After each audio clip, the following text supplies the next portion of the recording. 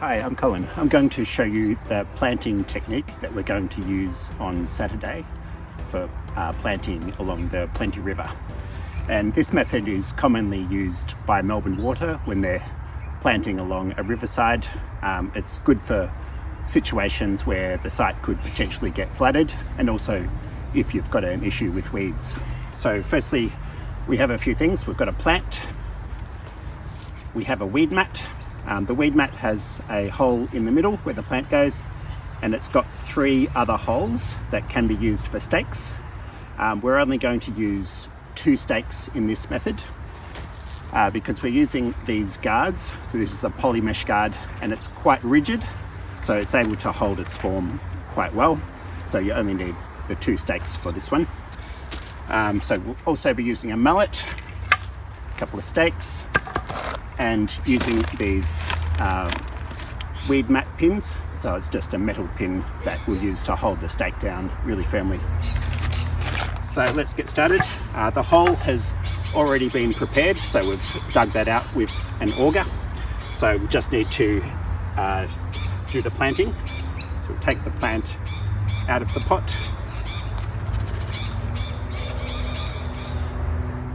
Get it nicely into the hole. Make sure the plant is at the same level as the soil. You don't want it sticking out at all. And you want to compact that soil nice and firm around the plant. Pack it down, make sure there's no little pockets or anything. Then we'll get the jute mat. Find that middle hole, the one that's the biggest one right in the middle, and put that over the top of the plant, being careful not to damage the plant in the process. Make sure that's nice and firm, and we'll get maybe one of the stakes in to start. So get the stakes in nicely. All right, start getting the guard on. I'll find another hole in the jute mat for that stake to go through.